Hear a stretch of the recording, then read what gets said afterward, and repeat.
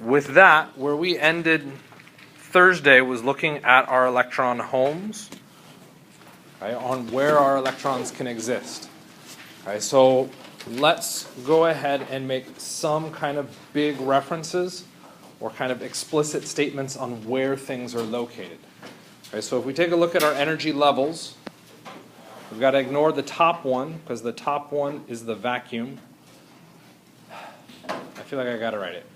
2 C's, 2 U's. 2 U's, 1 C.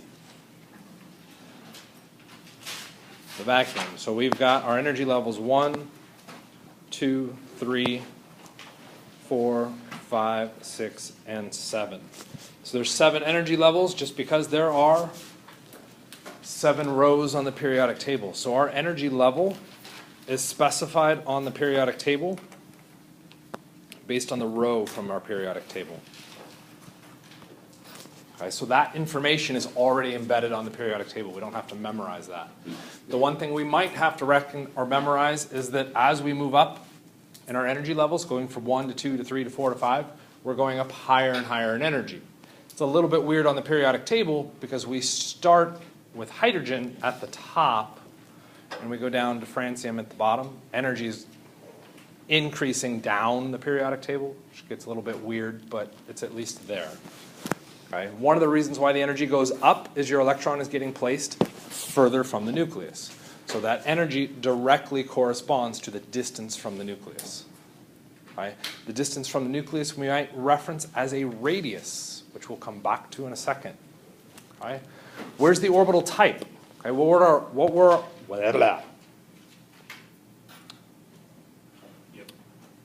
are our orbital types? That's our shapes. Okay, we could go with sphere, dumbbell, whoa, close enough, cloverleaf.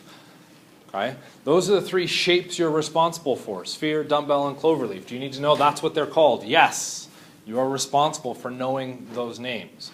Okay, if we were to reference their orbital types, though, it's going to be a bit tedious to write out sphere, dumbbell, and cloverleaf. So we come up with a 1-letter code. What is that 1-letter code?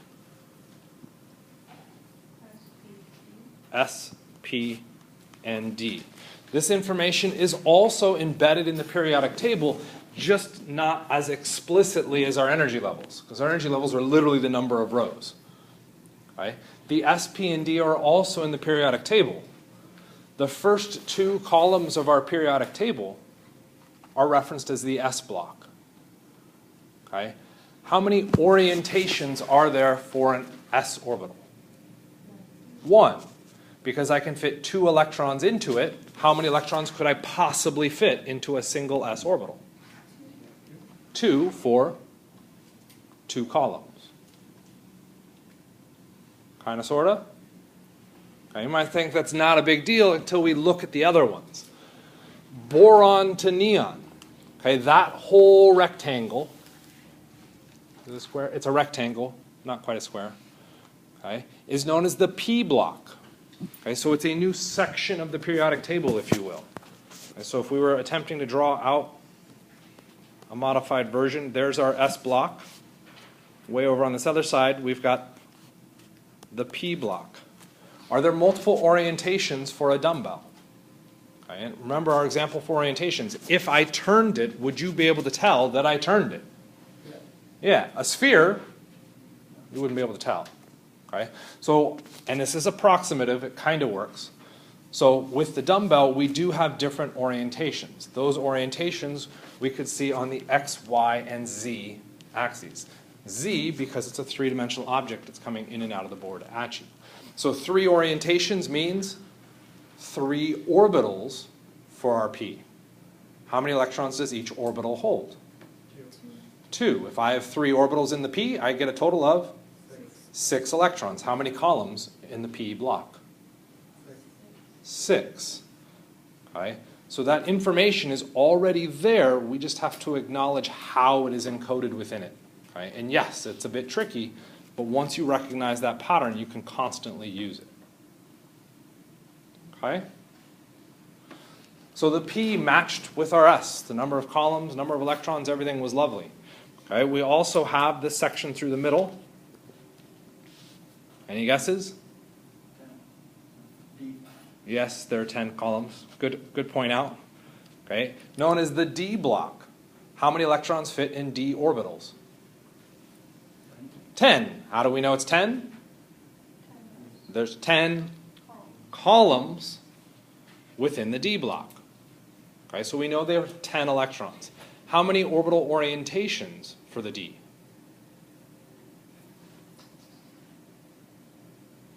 How many electrons fit in the P? How many orientations were there? 3 orientations, because each of them hold 2. So if we did 6 divided by 2, we get 3. If we have 10 electrons for the D, how many orbital orientations? 5. All we have to do is divide by 2. We could also populate this out with the F orbitals. Those last 2 sort of rows on the periodic table, or at least the ones on our wall, are known as the F block. How many orientations for the F block?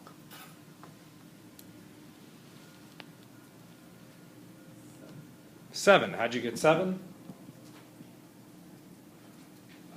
I just remembered that F is 4. So you just memorized 7. So that is 14 columns divided by 2, because 2 electrons in each, and I get 7.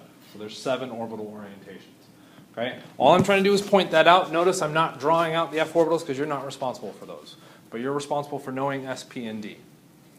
Right? That information is there. The orientation is kind of there if you remember that 2 electrons per orbital.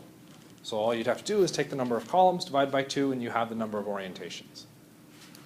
Kind of, sort of? Okay. That is our electron homes. Okay? We have these electron homes because, or we know we have these electron homes because we've seen atomic line spectrum. It's the atomic line spectrum that triggers this whole cascade. Okay? These are effectively an address for the electron. So what you're responsible for doing is for any individual element telling me exactly where every single electron is located. Okay? That's known as the electron configuration. Okay? And we'll look at that a little bit more detail here in a second. Here's our orbital types, nicely kind of drawn out, I think copied from the textbook. We've got a nice looking sphere, dumbbell, and then we have the cloverleaf shape. Okay? If we went to the orientations, there's only one orientation for the sphere, so that's it. For the P, or a dumbbell, there's multiple orientations, so we can go off of the different axes or coordinate planes for 3 dimensions. When you move to the cloverleaf, there's our cloverleaf, and it's now just a question of changing the orientation of that cloverleaf how many different times? How many different orbitals do we get for the D? 5. Right, so I just changed the orientation 5 times, and I've got what the D orbitals look like.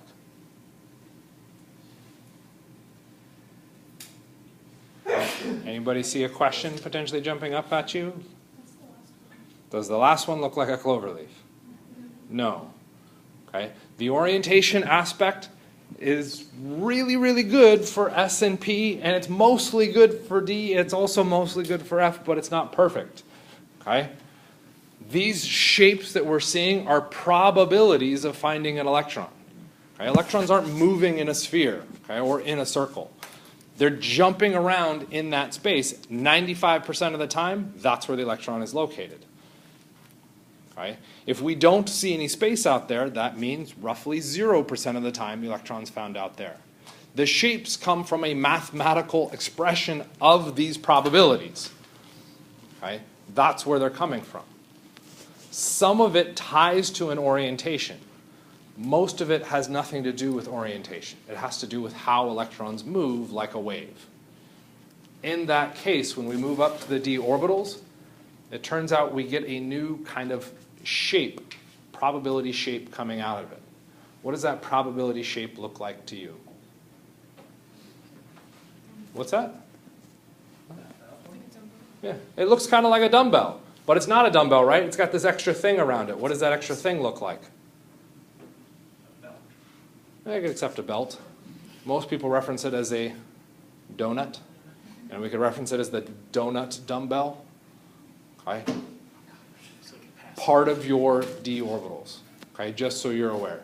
So the orientation mechanism that we use to describe this is not a perfect system, but it works well enough for what we have to work with. Okay? So, capacities.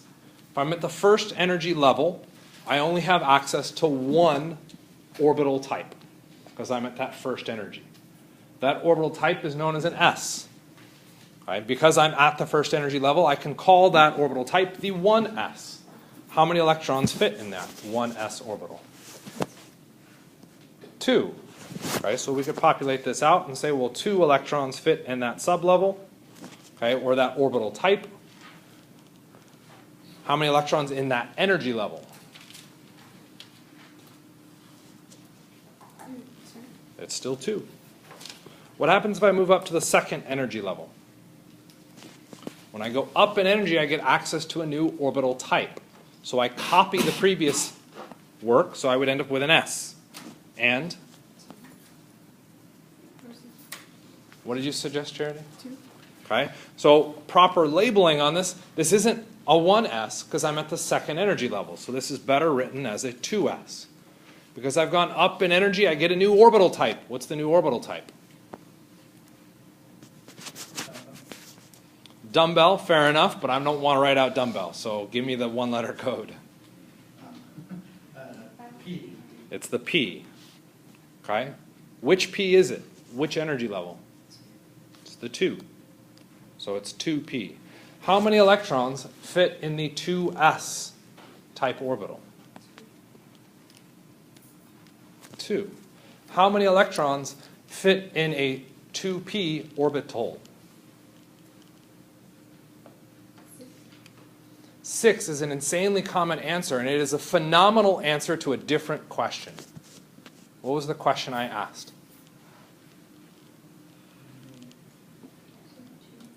How many electrons fit in 2p orbital? As a single orbital, how many electrons fit there? 2. Let's switch the question. How many electrons fit in the 2p orbitals? Now all of a sudden it's 6. What changed? Orbital versus orbitals. A single letter changes your answer from 2 to 6. Guess which of those answers show up in your multiple choice? Both. Make darn sure you're answering the question that is asked of you, not the question you want to answer. Okay? So in this case, we're referencing the total electrons that go into the p-type orbitals, plural. We want 6. How many electrons now fit in the energy level?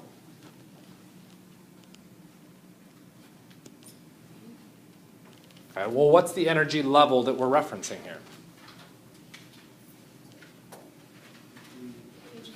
It would be 2, the second energy level. Is the 2s orbital part of the second energy level? Why? It says 2. Is the 2p orbitals part of the second energy level? Yes, because it says the 2 in front. Okay, which means how many electrons fit into the second energy level? 8. Okay? So this is one of those things that they throw in there, because if we populate out the rest of this table, they pull this, I pulled this straight from the textbook, they go through and say, well, these are how many electrons are in that energy level. And students have this kind of gut reflex to just memorize that number. You have to know what the meaning of that number is and why we're looking at it. Okay? Kind of makes sense? Most of that why information is stored on the periodic table, which means the utility of this table that's on the screen is not. It is not a useful thing to memorize. It is more useful to apply that sound or that reasoning to what's already on the periodic table and interpret off the periodic table. Otherwise, you're memorizing a bunch of facts that you cannot use. And virtually everything we do this semester is about applying those facts. Okay, so you need to understand that application more than just the raw fact. Make sense? Okay. So, if we were to go through and start to build some molecules, we're going to start really simply with hydrogen. How many electrons does hydrogen have? One. How do you know it's one? Because it has one proton. It has one proton. So when we go to the periodic table, we know it has one proton because I don't quite accept it says so, because it says 1 is the atomic number. It doesn't say number of protons. The atomic number is the number of protons. You've memorized a fact, you must apply that fact. Okay? At this stage, everything we're looking at is neutral. There is no charge. We'll break that assumption in a little bit here. Okay? But at this stage, everything is neutral, which means if there's one proton and the molecule is neutral, it has to have one electron to cancel it out. Where does that one electron go? In the orbital. In an orbital. Which orbital? It depends on its energy. It does kind of depend on its energy state.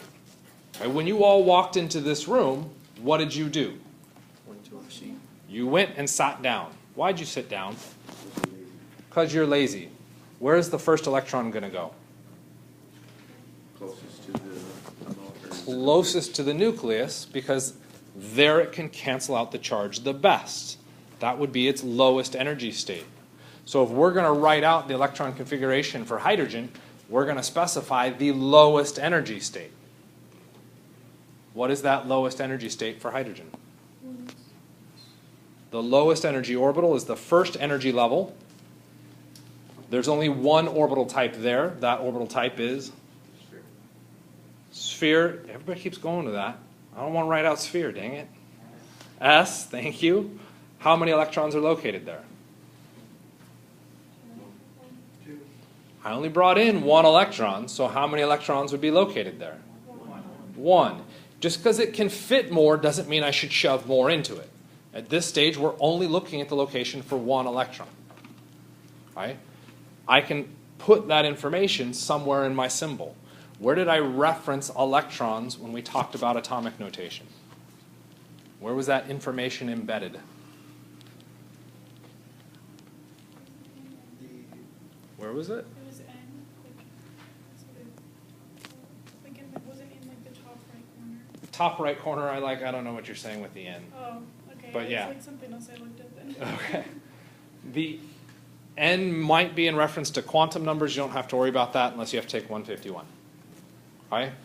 The upper right-hand corner of our symbols is where we specify information about our electrons. Because the only thing we're referencing here are electrons, I can just bulk count it. There's one electron located there. So the electron configuration for hydrogen is? Just one S and then 1s, 1. There's only one electron. Okay. How about for helium? How many electrons does helium have? 2. Where's the first electron? Goes into the 1s orbital. That's my first electron, 1s1. How many electrons have I accounted for? 1. How many electrons does helium have? So what do I need to do? Place the next electron. Where's the next electron go? 2s. It's still going to go to the first energy level. Why the first energy level? How many electrons fit in the first energy level? 2. So it's going to go to 1s1. That's going to get a bit repetitive, right? Couldn't I condense that? I've specified the individual location for every single electron, but if I did that, that could blow up my electron configuration. So I could come up with a way to simplify this, and it becomes 1s2. What parts are we adding? Remember, the number in front isn't a number, it's a name. What is the name? That 1 is referencing what? The energy level. The orbital is the S. What's the last one as a superscript? That is the number of electrons. So when I'm now adding these things together, I can only add the number of electrons. Because the one in front is a name. I can't add names, theoretically. That might be a counterpoint, but that's beside the point. Okay? Kind of makes sense? Do you think you got it? Up until the test comes, yes. Give me the electron configuration for lithium. Give me the electron configuration for sodium. Give you a minute. You should be able to do both of those in under 30 seconds, or 30 seconds apiece. Those of you freaking out at that, you should be able to do it that fast. This is practice.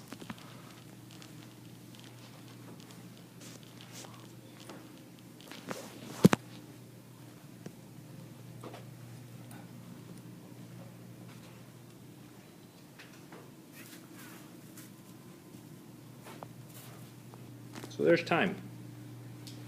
So some of what we're going to discuss now is kind of test-taking strategy behind this. Okay?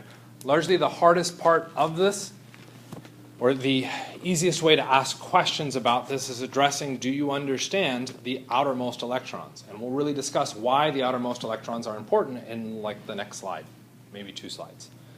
Okay? So let's take a look at lithium. Where's lithium on the periodic table? Right under hydrogen. It is in the second row. The row corresponds to Energy level. energy level. Which block is it in? Said which block? The S block. Which column of the S block?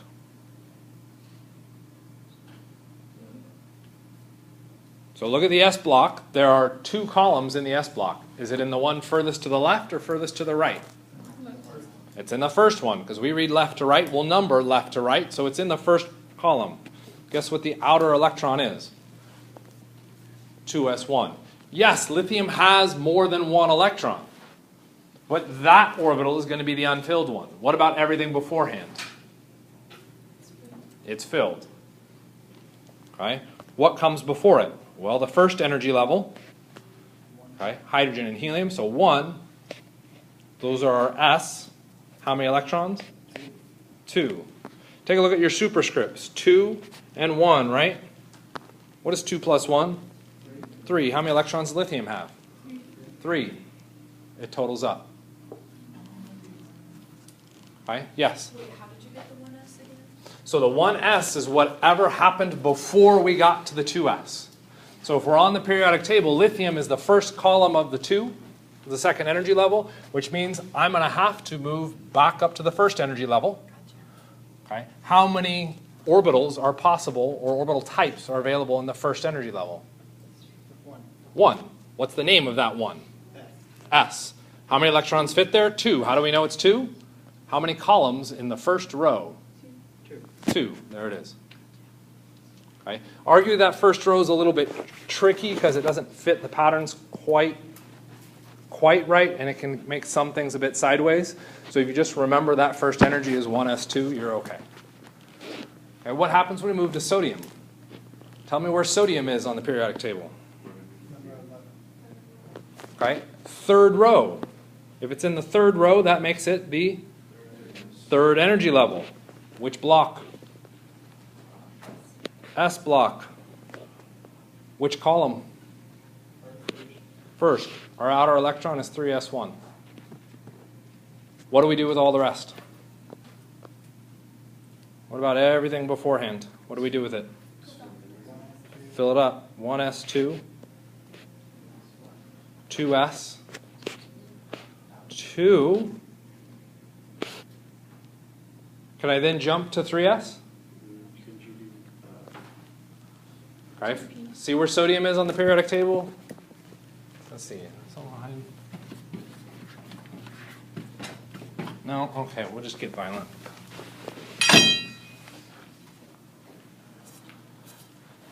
Behave. See where sodium is on the periodic table? Okay. We need to fill everything beforehand, just like we did with the other one. Okay. So 1s2, fine. Fill it all the way up. We'd move to the second row. S block. I need to fill this up. How many electrons fit in that 2s? 2. Where am I now? In the P block. More important, because the first thing listed off is I'm in the second row of the P block, so I get 2p. How many electrons need to go in? 6. It's all stashed within the periodic table. That sounds a lot more violent, I'm sure, on the recording. 1s2 is pretty friggin' stupid. 1s2, 2s2, 2p6, 3s1. Okay? What was the outermost electron for lithium?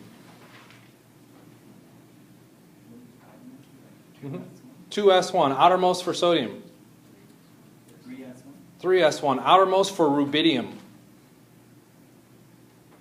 That would be Rb, in case you were curious. That would be 5s1. We didn't even draw anything out. How could we come up with it that fast?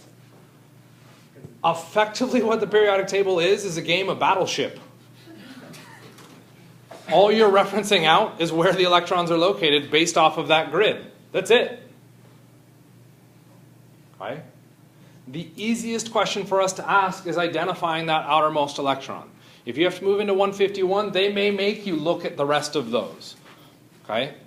We probably won't. Okay? What could you look for in there? 3s1 is the half, or only has 1 electron in it. What does that mean? And we have to see in the 2p. How many electrons? It has to be full. How many electrons fit in a p? Type 6. So it fills. How many fit in the s? 2. So it fills. Okay? So you can look for those patterns, particularly in a multiple choice, because this is how it would get asked, is in a multiple choice. There's no work to show here. So it is literally just a multiple choice. Okay? So you can look through and evaluate, yes, that outermost electron makes the most sense. Why would I look at the outermost on a multiple choice and not say starting left to right? Because the outermost is on the far right-hand side. Because you know that everything prior to that has to be full. Everything prior to that has to be full. If the test was worth anything, what are they going to start off with for every single answer? Could be correct. 1s2. Every single answer is going to be 1s2. Okay? The easiest place to differentiate is going to be that end. And because we know students read left to right, students are going to be spending most of their time at the beginning where there's no information useful. And you lose track of what's going on. So when you look at information, you need to process and decide what part of that is important for me to look at. The important part is the highest energy electrons, so I'm going to jump to that. If there are multiple answers with those high energy, with that same high energy electron, then I will dig into the other inside. Why would it suck to have to dig to the inside? Particularly if we jumped up to something like germanium. You'd have to list out all of those electrons. That gets difficult to process. Okay? And difficult to see. Okay? Now we're testing you on your ability to visually see something, not your ability to understand the concept. That becomes a dicey question to ask because we're not testing you on chemistry content anymore. Does that make sense? So jump to that end to get those outer electrons, nail that down first, and then if you have to, worry about the rest. Okay? Are the rest there? Yes. Should they always be included? Yes. Okay? There is a shorthand that you could use. If you want to look at the shorthand, you can look it up in the textbook. We're not going to talk about it in class. Okay? So, one of the things that you could see would be this fill pattern. I don't like this fill pattern because the reason this kind of fill pattern tree works is because you can draw on a nice, beautiful grid line. If you can't draw in grid lines, this doesn't work. Okay, what do I mean by that? So on a test, you aren't given that. You'd have to create it. So you do 1s, 2s, 2p, 3s, 3p, 3d, 4s, 4p, 4d. What's starting to happen as I write? I start to angle it as I write. Why does that become a problem? When I go through to fill, it's obviously that, and then I double back, and then, well, I think it's that one, and then I double back, and then I think it's that one, and then I double back, and 3p, 4p, 4s. Everybody see where that could become a problem? Okay, so the physical action of you writing the information down, the writing technology of your brain and pencil and paper, oftentimes junk that up pretty horribly. Okay? So we would want a system that doesn't force us to memorize a pattern or a technique that is imperfect. I wonder if there was a better technique to process how these fill. Okay, so it starts with what? 1s. First energy level, it's in the S block. Okay?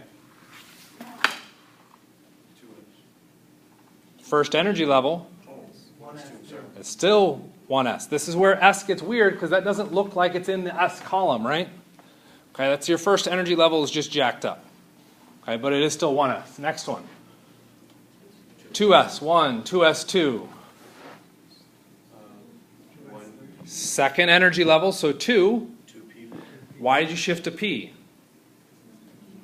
It's in the P block. It's shifted. Neon. 2p6, sixth column. After neon. 10, what comes from 10? Okay, you're losing me so many times. Nope. The column is different than rows. You're reverting it, and it's confusing the hell out of me.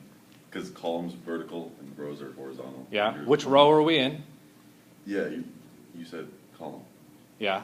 To get what? That's the sixth row, though. That is not the sixth row. Rows are horizontal. Yeah. Rows are horizontal. Yeah. Which row is that? That's the second row. Which column is that? 1, 2, 3, 4, 5, 6. It's the sixth column of the second row. The second row means what? The energy level. So it's 2. Which block is it in? P. Which column of the P block is it in? So the configuration for neon, outermost, is 2p6. Each of the rows and columns stashes information. So we've listed through them. I may have swapped them, but at least in the example we just walked through, no, I didn't. We were locked on. That's why I was confused, because Okay. other time. And it's possible. Okay, because I get columns and rows backwards. Okay, that's why I have to count them out. Sodium. We're now in the third energy level. First column of the S block, it gets 3s1. Third energy level, 1, 2, 3, 4, 5, 6. P block, 3p6. What comes after P according to our fill chart? E. What comes after 3p according to our fill chart? 4s. What happened to the 3D? It doesn't fill perfectly. You're right, it doesn't. I wonder if the periodic table has that information already stashed in. And argon, what comes after 18? 19. Yeah, for those of you who were thinking that was trick, no. 19. Where is the 19th element located?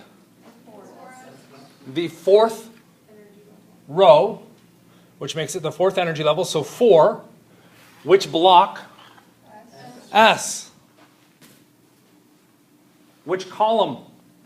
1, 4s1, followed by 4s2, followed by we're getting all sorts of things coming out of this. So let's pause on this one because this gets tricky. Okay, is it part of the S block anymore? No, this is part of a new block. So we have to be referencing the elements underneath scandium to zinc. This thing's getting heavy, by the way, as the D block. Okay, so we could call scandium D1. I'll fully accept that. Why D1? First column of the D block. Which row is it in? Sure looks like it's in the fourth, doesn't it? It's in the first, isn't it? What comes after 4s? 3d. The d block on our periodic table is offset by 1. Why would we offset it by 1? Oh, to make everything complicated. That's usually the standard answer, and I'm fully okay with that. Let's uncomplicate it by putting it into the third row where it belongs. So it would go magnesium, then scandium. So 12, after 12 comes? 13. Okay, so scandium doesn't belong there. Okay, I can't put it right after magnesium in the third row. So maybe I should put it after argon, because then it would be in the third row. What comes after 18? 21. Not 21. So why did we offset it here? We're trying to match the fill pattern. We're literally telling you the fill pattern behind this. You have to memorize that extra content. I'm starting to get a little nervous for you, Suf. You have to memorize that one piece of information. The D is offset by 1. So the first row of the D block is 3. But why? Okay? But why is a good question. Why would we fill the 4s before the 3d? Okay, I'm glad I tucked in my shirt this morning because it's working so well. First energy level, second energy level, third energy level, fourth, right? Everybody see that? Yes. Okay, so if we're getting up this, the question we're asking is why would we fill the 4s before the 3d? Well, why did we fill the 1s before the 2s? It's the lowest energy. Energy. There's a large energy difference. Why would I fill the 2s before the 2p? Energy difference. Why would I fill the 2p before the 3s? Energy difference. 3s before 3p. Energy. 3p before 3d. Energy. 4s before 3d. Can you see that energy difference? No. Remember, as we moved up in energy, what happened to those orbitals? They all got closer and closer to each other, which means that difference between the energy levels starts to become smaller and ultimately irrelevant. So something else has to contribute. Okay? That is mind-boggling. What is that something else? Okay, so what we're talking about, so let's just erase all the stuff we don't really care about. We don't care about those. Let's get rid of those guys carefully. We don't care about those because the orange one here is our 4s, and our green ones are our 3d. So what we're talking about is we filled all the way up to argon, the 19th electron. Where should it go? Should it go into the 3d or the 4s? Well, if we look at the energy levels, what's the difference in energy? Minimal. Okay, so what would contribute to where that electron could go? Is it just that you reach the max level? Okay, so this is where it can get a little awkward because I need you to use your imagination and I need you to not look at me. Okay, so this is where closing your eyes can help.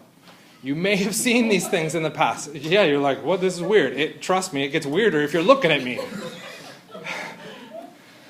Okay. You may have seen like pictures on the internet of like beautiful people and all that. You're like, oh, these people are, I like how you're turning around so you can stare at me. That's extra fun. I appreciate it. Okay? Seen pictures on the internet of beautiful people. You imagine beautiful people. If you cover half of their face and mirror the remaining one across, it's symmetric. Do we value symmetry? Yes. Guess what electrons do? They value symmetry as well. And symmetry can play a huge role. You can open your eyes if you want. If you want to sleep, that's fine too. Okay? We value symmetry, and don't be doing this to me. That's just rude. Especially the Okay. way this shirt's leveling out right now. Thanks, Greg. Sorry. I'll find a bus for you later. Okay? We're talking about placing a single electron, that one electron. I place that one electron into a single orbital, or I place that one electron into a single orbital that has 5 possible states. Which of those is more symmetric? The first one. I have one electron in one thing. Well, it's pretty well balanced. Or one electron in 5 possible things. Which one is more symmetric? The first. Guess where our first electron goes? 4s. Into the 4s. It's a symmetry reason on why we get these shifts and how the electrons fill.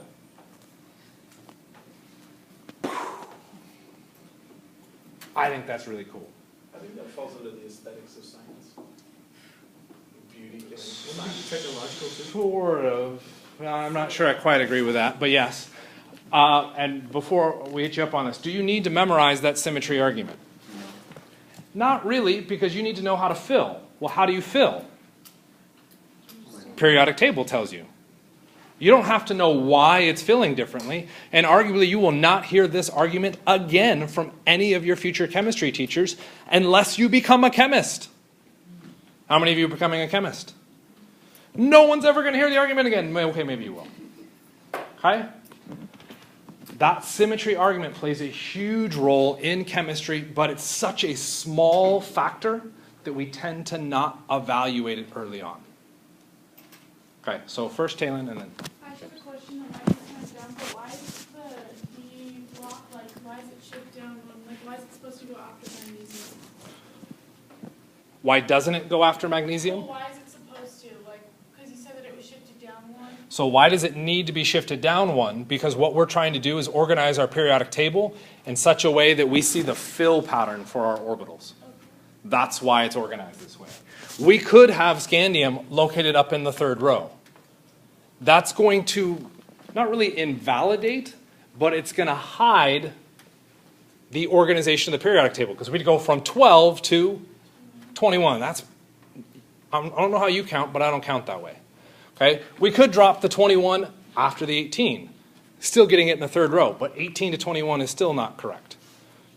Okay? So we place that 3rd row, that D block, in such a way that it matches the fill pattern, it matches the numerics of this, our atomic numbers, which also happens to match the fill pattern for our electron configurations. That's why it's placed there. Because what we could do is completely deconstruct the periodic table. We have an S block, we have a P block, we have a D block, we have an F block that are entirely separated from each other and have no context. But by placing them in this organization, we can see that fill pattern. It does mean we have to remember that all-important fact that the D orbitals, that first D orbital is in the 3rd energy level. Okay, so we have to remember that extra piece. But we're remembering one piece as opposed to trying to remember how all of those pieces come together. Does that make sense? So you talked about, like the even distribution of and like how the 4s would get filled for the 3D because it's 1 out of 2 as opposed to 1 out of like 5 or whatever.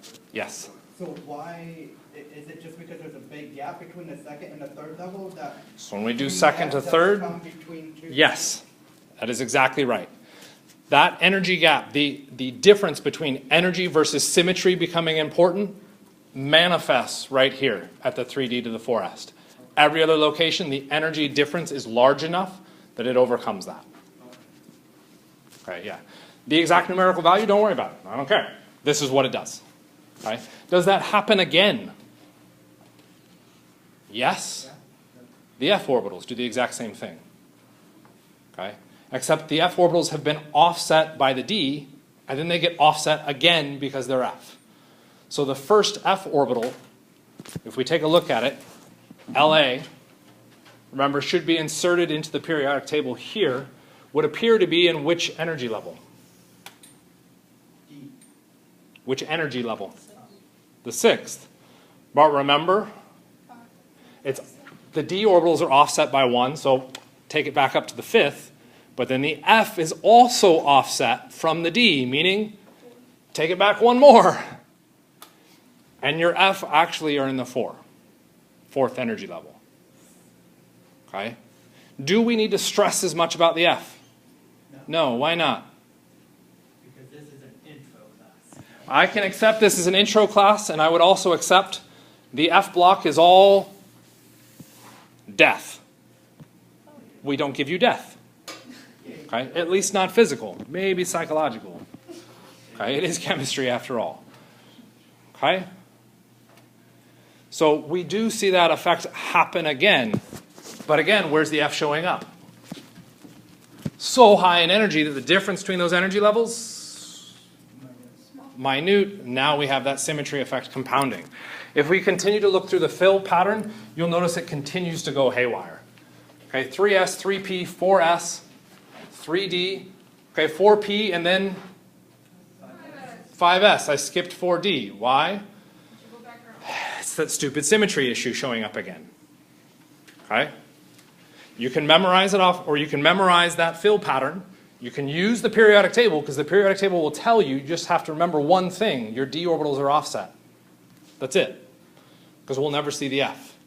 Okay? Or you could memorize this little stitching pattern, okay, and try and draw it all out. Any of those methods is entirely valid and up to you. Can we also remember you're sure how it's unsymmetrical? Sure. If that helped you to remember it, then I will start wearing goofy colors so that you remember everything I talk about. That's basically what I do. Okay? So when we're looking at our electron configurations, one of the big important topics that comes up, which is what you really needed for that Lewis structure video, is this concept of valence electrons. So let's pick a simple one. Let's take a look at carbon. Where's the outermost electron for carbon?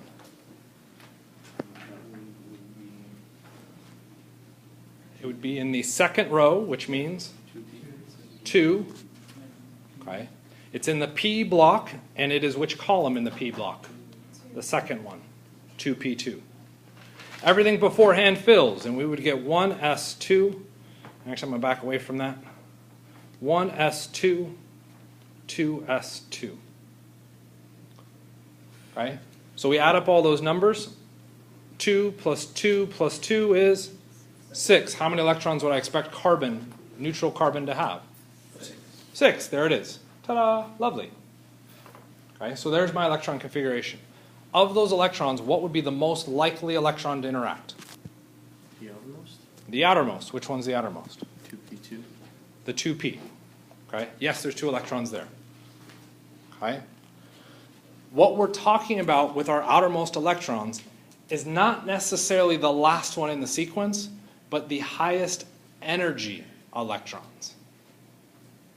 Are there more high energy electrons in the electron configuration for carbon?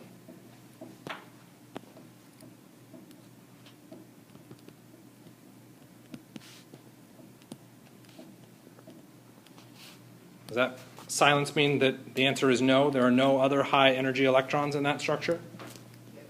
Yes. Okay. So let's change this. It's not highest energy, it's the highest energy level. Are there more highest energy level electrons for carbon? Yes. What is our highest energy level for the electron configuration for carbon? 2s and 2p. I said highest energy level, so anytime you drop in a letter, I'm going to say no. So 2. There's a 2, there's a 2. How many electrons are located in the second energy level? 4. 4. How many valence electrons are there for carbon? 4. Okay? We can pull this information from our electron configurations. It's fantastic and phenomenal, but then we have to draw out our electron configurations. We could deal with this whole thing, or if I jump to like selenium with 34 electrons, that's a lot of electron configuration to draw out, right? There has to be a better method. I left my beat stick over there. Take a look at the name of the column that carbon is in. 14. Sounds kind of like 4, but it's off by 10. I wonder why it would be off by 10. What did we just march through? 10 columns. 10 columns of the D block. Do I need to worry about the D block for carbon? No, wrong energy level. So what could I do to that number 14? Subtract 10, and I would get 4. How many valence does carbon have? 4. That's kind of a bit of numerology nonsense, though, right? We're just subtracting numbers to get things to work. Okay, so that's a little questionable. It's true, it's valid, it works all the time. But it does sound a little bit weird. I wonder if there was more information. What comes after that 14? The Roman numeral. The Roman numeral what? 4. Really? How many valence electrons do you think fluorine will have?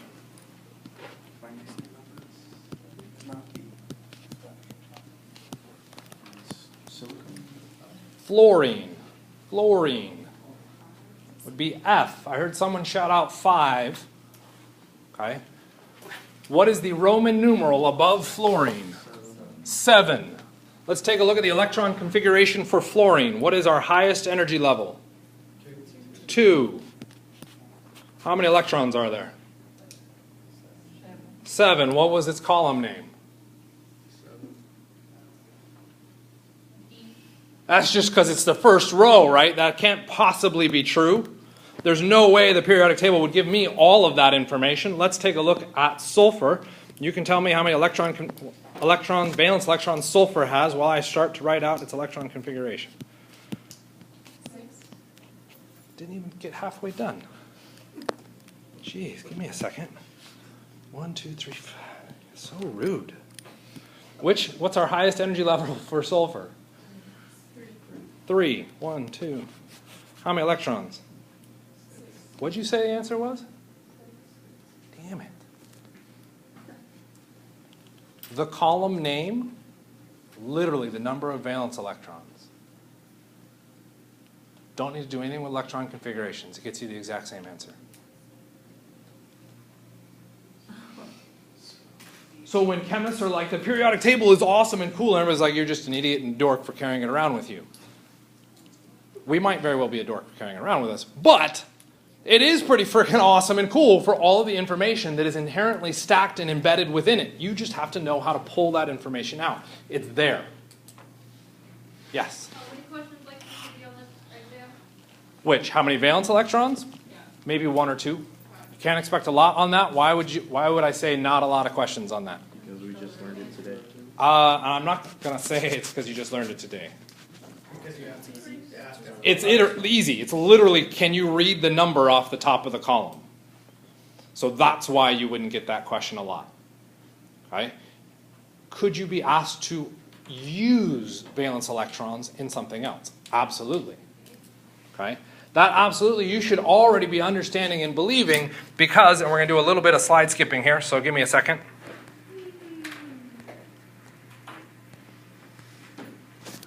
Rule number 1 of Lewis structures was?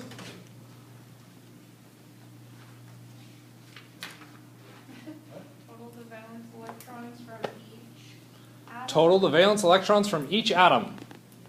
The very first step of drawing a proper structure is know what your valence electrons are. Okay? So I could ask lots of questions that involve this concept. Do you know how to get the valence electrons? Lewis structure is arguably the most important concept in my mind for all of chemistry, and it's also the one least talked about. Okay? When we talk about rules for how to draw Lewis structures, everybody's seen, if you've taken a chemistry class, you've had someone go, oh, this is how you draw Lewis structures. And I'm here to tell you right now, unequivocally, they were wrong. I have not seen a single example of drawing Lewis structures in any other method that actually produces results that students can use in future chemistry courses. This is the only way that works. Okay? Do the other methods get you an answer? Yes. But they've removed the understanding from the answer. Okay? If you follow these rules, you will get the answer right. And I get lots of students come back saying, well, I followed the rules and I didn't get the answer right. And then we go back up to step 2. And I'm like, what was the central atom? They're like, well, it's this one. Does that follow the rule that I told you to do? No, it doesn't. That's why you got it wrong. Follow these rules. Okay? I've literally never found an exception to these rules. Okay? And it allows you to build concepts further on down the line. So if you need more chemistry, particularly organic chemistry, these are the rules you should be using for drawing all Lewis structures. Okay? If you don't need more chemistry, I don't care what method you really use, as long as you get the answer right. Though I know all the other methods and I know how they are inherently flawed, and I pick questions that zero in on that inherent flaw. Okay? Because I find it that incredibly important to draw a structure correctly. Okay? Just so you know. Yeah. Okay, let's double back. Because there's some other stuff in here we could talk about. So, periodic table. We're now jumping right back to chapter 5 now. We know where electrons exist. We can see that information stashed within the periodic table. We just went through and explained all that and talked about it all. Okay? Again, notice where that weird offset is. Our 3D is appearing in the 4th energy level. We have to remember that initial offset. Notice the F doing the exact same thing. Okay? So, let's ignore most of those questions and let's jump down to question 3 and 4. Because we actually answered all of those questions before. These would just be kind of practice. You are welcome to try those as practice. All you got to do is try them as practice and send me your answer and I'll tell you what the deal is. But let's take a look at those bottom 2. Let's talk through it. Why does the atomic radius increase down a column?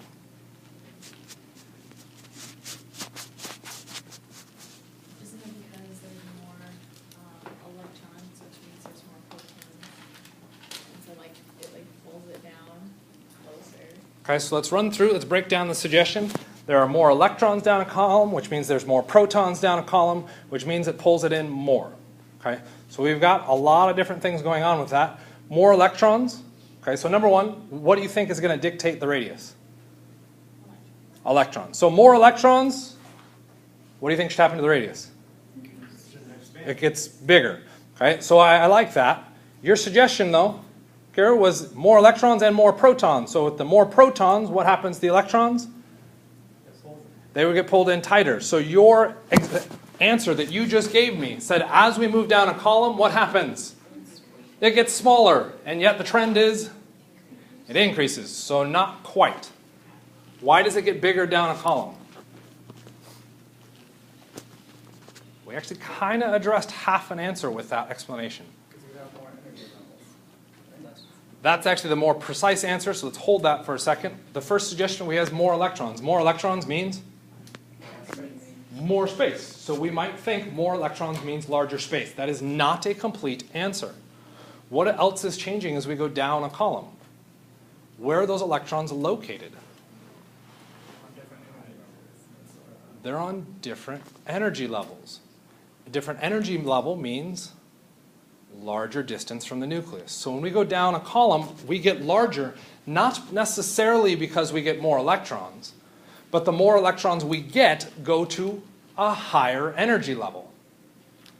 It's that energy level difference that's getting us that radius. Okay? Is that because even though the pull is stronger, because they're farther away? Yep.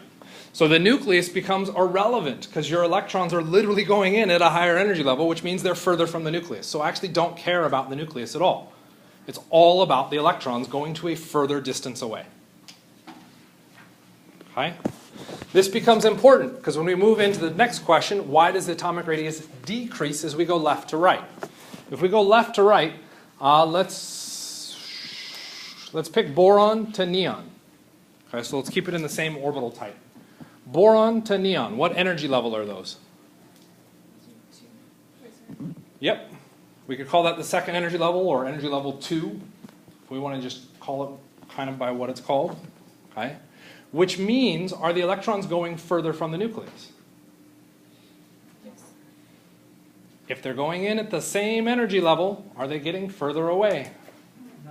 No, they're coming in at the exact same energy level. Which means, across a row, what would we expect to happen to size? Stay the same, because the electrons are coming in at the exact same energy level. Understanding orbitals, the second half of chapter 4, gets us that information. So we might argue down a column it gets bigger because electrons are going in at a higher energy level. Phenomenal. Left to right, we would expect them to stay the same because they're going in at the same energy level. I like the thought, but of course we have to temper the thought with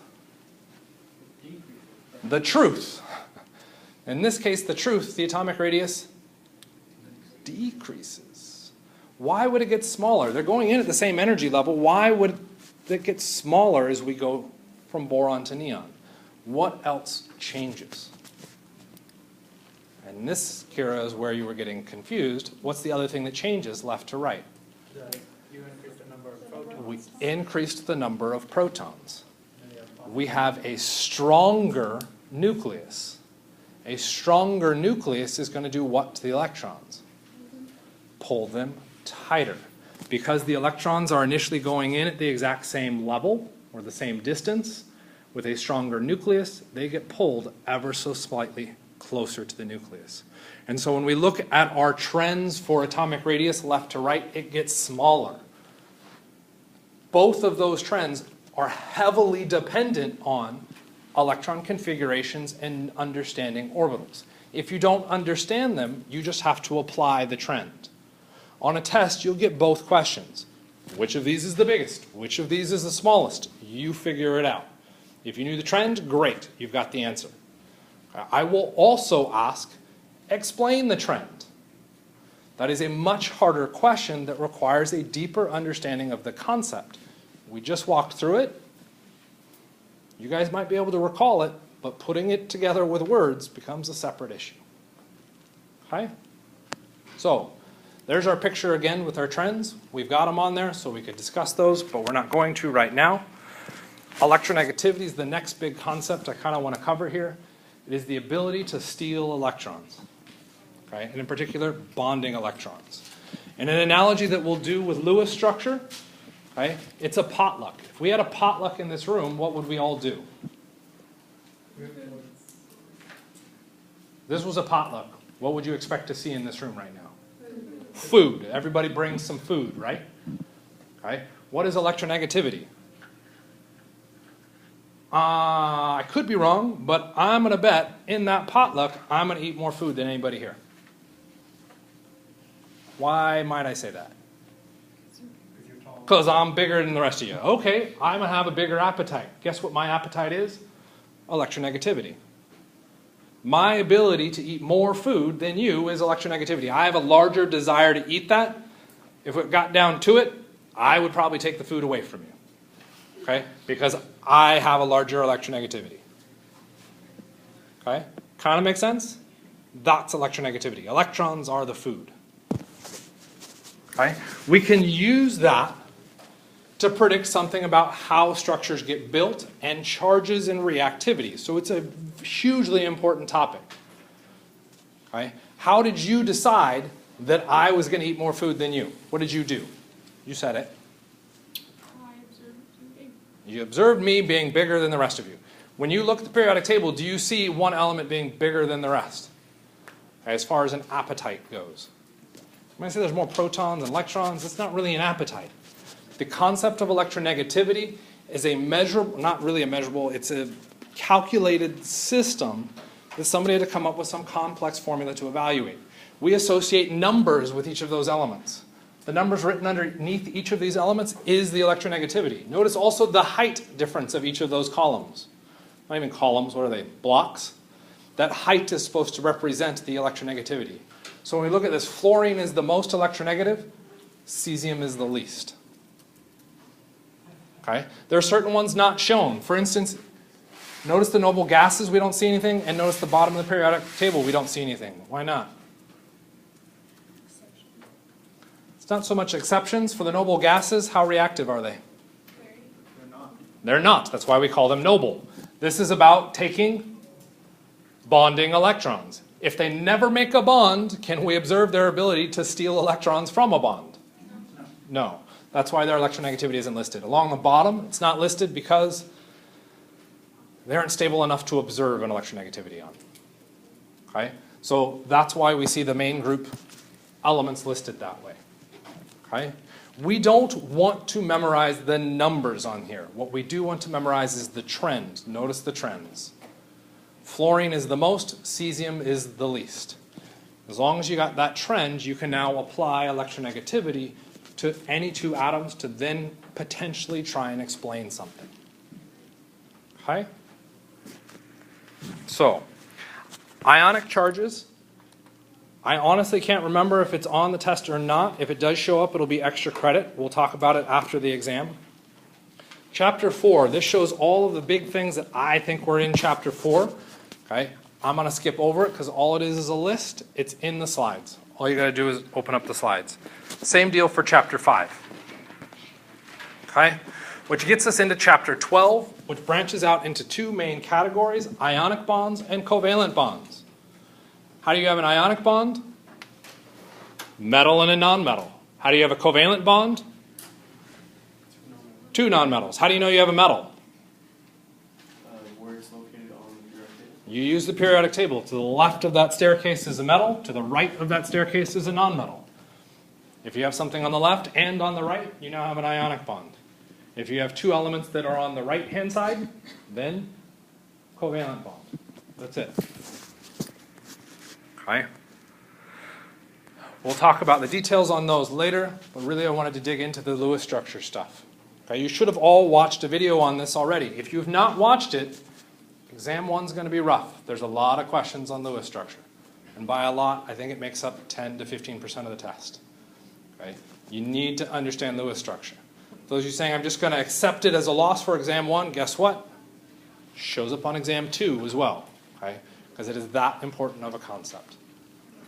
Okay, so these are the rules that you should follow. If you go to the tutoring center, they have a little sheet on Lewis structure that has these rules.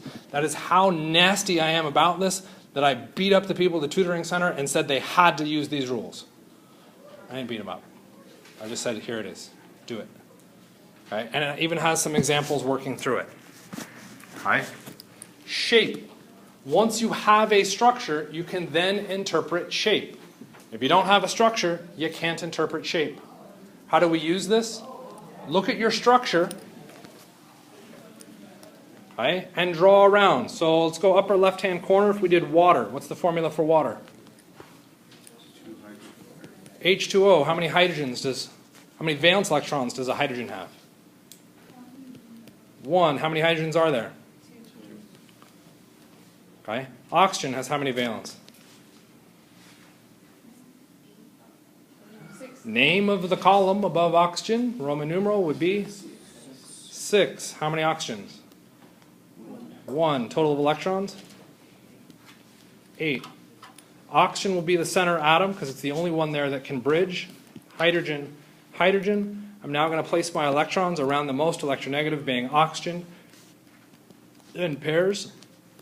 I've now accounted for 8 electrons. Anywhere there's a pair of electrons between atoms, I will turn into a line to represent a bond.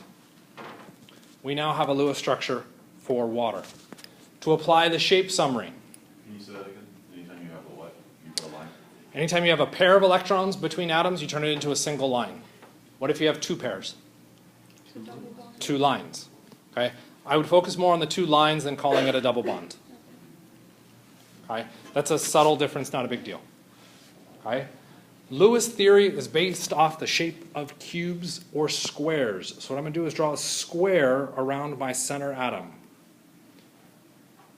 Okay, look to the right face of that square. Are there electrons there? There's a line. Are lines electrons? Yeah, there are 2 electrons. So yes, there's electrons there. How about up here? 2 dots. Those are electrons to this side. Yes, to the bottom. Yes. How many groups of electrons are around that center atom? 4, which means the shape is tetrahedral. That's how we read it. What if there are only 3 groups? Well, then it's trigonal planar. Okay. The next layer, because the table doesn't stop there, does it? Okay, just like most everything I do, it just keeps going.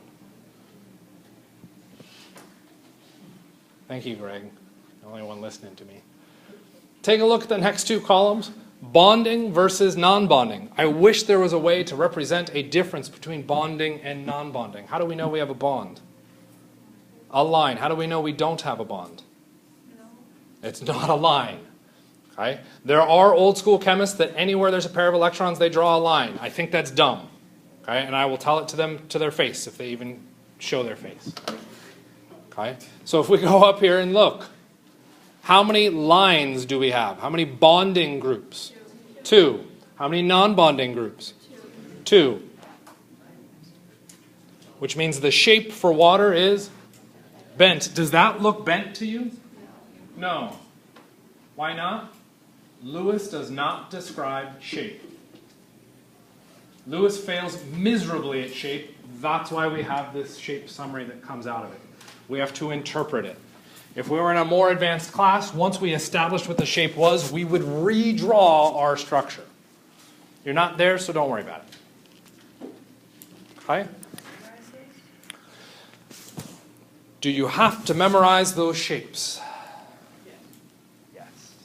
But, like, the whole Lewis structure, there's like, all that. That's all on the shapes. So to even use the shapes, you have to be able to draw a Lewis structure. If you can't draw a Lewis structure, you can't use the shapes.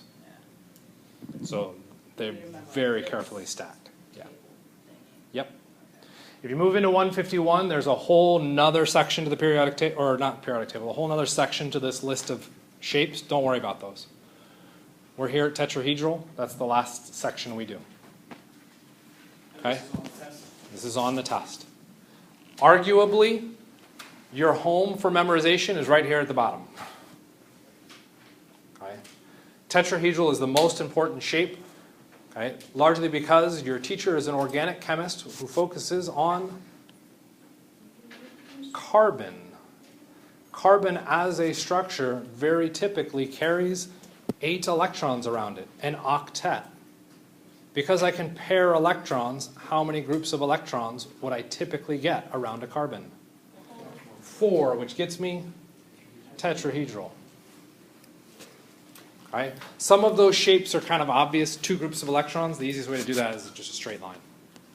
Okay? So, from the play posit, we got a whole bunch of those up there. Do you guys want me to run through one really, really, really fast? You gotta tell me which one. Yes. Yes is not an answer up there. Which one of those? Isofers. NH4 plus was the first one I heard. Nitrogen has how many valence? 5. You have to look to that column name, and that's fast. Hydrogen. 1. How many? There's 4 hydrogens. The charge on that structure is positive. How do we get positively charged? That's a tricky one. I can't change the number of protons because it's no longer those elements. The one thing I can change would be the number of electrons. To get positively charged, what must I do? I have to subtract 1 electron because electrons are negatively charged. You have to apply that backwards concept. Okay? Which means the total of electrons here is 8. The only atom that can be a center atom is the nitrogen. I'm going to scatter my hydrogens around the face of the square, which is now actually shown on our nitrogen. I'm going to draw in the pairs of electrons around nitrogen because nitrogen's the most electronegative in this case. There's my 8 electrons. Anywhere I have a pair of electrons between atoms, I will turn into a line to represent a bond. That hydrogen's too close. I will verify octets. All of the octets are there. The last step, we don't have to calculate formal charge. We just have to show that we know it. Was this structure charged? How do we know that? Because it says plus. So how do we represent that with our Lewis structure? Plus. That's it. That's all you got to do. Okay. How many groups of electrons? 4. Every one of those faces has electrons. I don't care how many electrons on a face. As long as there's electrons on that face, it's a group. So 4 groups of electrons, which means tetrahedral electron geometry. What is the molecular shape? Still tetrahedral. I know, didn't you guys memorize it already? 4 bonding, tetrahedral. Okay? And unfortunately, we have to be done. If you've got more questions, you can ask after class. I will say the very last slide in the slideshow, you should memorize what's up here and draw it as soon as you get your test. Except for ionization energy. Ignore the ionization energy. That's not on your test.